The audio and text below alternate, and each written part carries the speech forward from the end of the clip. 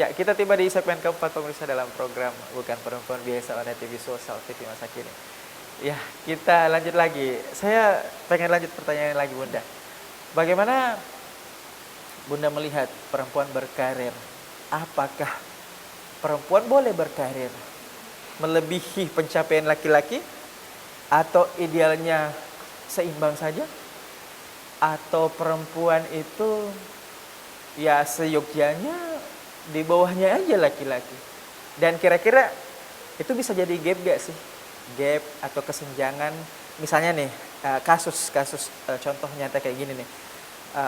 Banyak terjadi di lapangan bahwa perempuan ketika memiliki karir yang lebih tinggi dari laki-laki, apakah laki-laki itu adalah suami, apakah laki-laki itu adalah adik laki-laki, kakak laki-laki, atau ayah, itu terjadi kesenjangan. Kesenjangannya seperti apa?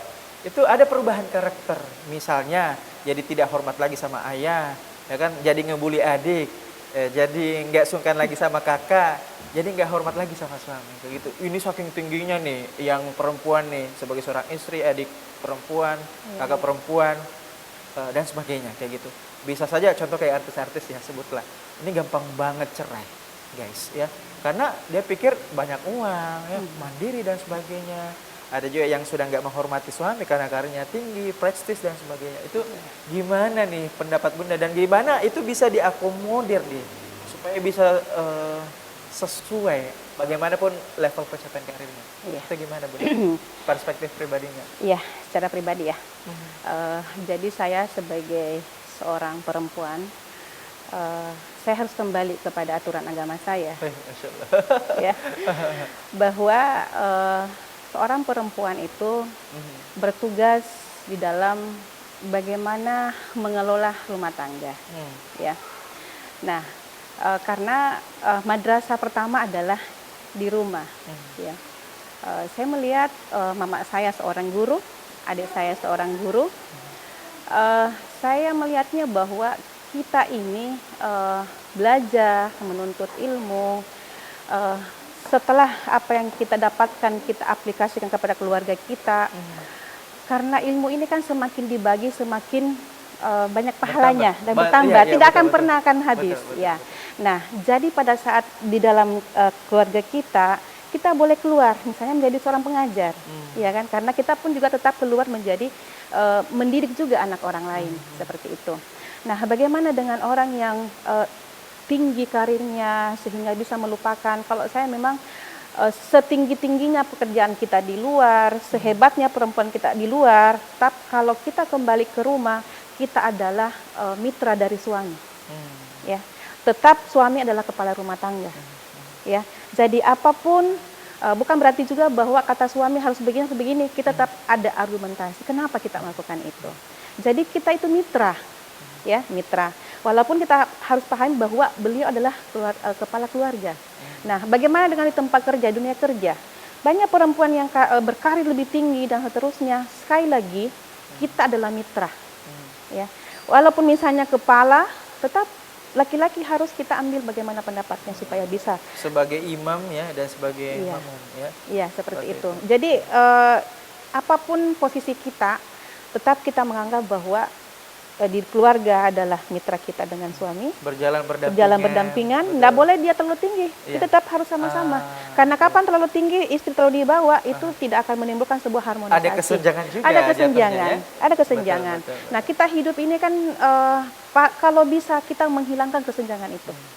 Saling melengkapi. Karena tidak ada manusia yang sempurna. Betul, ya, jadi hebatnya laki-laki, hebatnya perempuan, tetap ada kelebihan dan kekurangan masing-masing. Seperti itu. Oke, jadi memang pandangannya pemirsa saya sangat bijak ya. Sangat bijak. Jadi dikembalikan ke agama dan dikembalikan ke value-value logisnya seperti apa. Ya. Ada kesetaraan seperti itu, kecuali mungkin pada saat sholat ya. Dipimpin oleh imam laki-laki ya, seperti itu, atau dalam hal ini suami, ayah, adik, adik laki-laki, kakak laki-laki, seperti itu. Nah, kita ke ranah luar negeri nih, ke cultural shock. Pengalaman apa nih yang sempat membuat Bunda ini gegar budaya gitu, sampai kaget, ih apa nih? Maksudnya sampai kesulitan atau beradaptasi cukup lama, atau mengejutkan atau lucu, pengalaman-pengalaman cultural shock yang ada di luar negeri selama kuliah?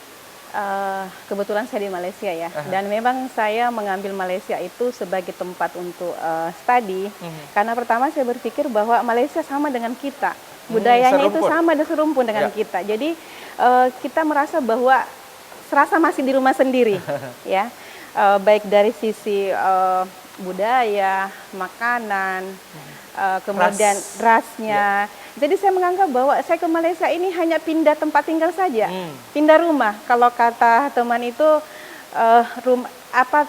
kampung kedua saya dari ini. Ternyata ada cerita di balik itu. Apa yang membuat terkejut di sana? Ya walaupun Malaysia ya, tapi kan di sana masih ada yang namanya ras lain ya, ada Chinese, ada India dan seterusnya ya. Jadi ya tetap harus kita melihat bahwa oh ternyata kita harus melihat dari sisi pergaulan. Ya. Adaptasi bahasanya Bunda seperti apa? Apakah awal langsung paham atau Alah. sampai apa sih bahasanya kalau kayak gitu Bunda? Iya. Sampai tulalit gitu. Jadi yang paling belum bisa menjelaskan itu di awal itu mengenai uang. Contohnya Bunda? Contohnya ya, saat saya melihat RM1, saya harus menghitung dulu. Oh kalau saya beli barang, oh ini RM3, berapa ya uang saya?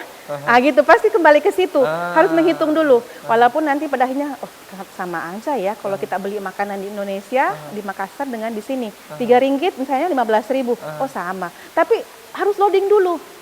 Berapa ya harganya ini? Mau belanja berapa ya ini? Kayak gitu. Oh jadi nilai tukar tukar seperti itu ya? ya, seperti itu. Kalau kebiasaan-kebiasaan yang lain mungkin sama aja ya. Sama Seperti itu aja. ya orang-orang Malaysia. Sama aja, iya. Bercanda-bercandanya Canda, sama aja. Baik. Nah, selanjutnya mobilitasnya Bunda ini kan sangat tinggi dengan produktivitas yang sangat padat. Bagaimana time manajemennya? Ada nggak sih schedule khusus dicatat di kertas secara manual atau mungkin di notes handphone atau pakai sticky notes atau cukup dikonsep di kepala atau mengalir atau seperti apa? Iya, sebenarnya ini manajemen waktu ya. Saya sudah banyak sekali belajar tentang manajemen waktu. Tetapi saya sangat malas mencatat. Jadi kadang sebelum bangun itu masih di tempat itu saya berpikir hari ini saya melakukan apa? Ini jam sekian ini itu aja. Jadi kadang apa lagi yang belum selesai ya? Seperti itu. Jadi misalnya sekarang ini saya dituntut untuk menulis ya. Menulis, kemudian baik buku, artikel, jurnal ya. Kemudian nanti mempersiapkan lagi mengajar. Ya.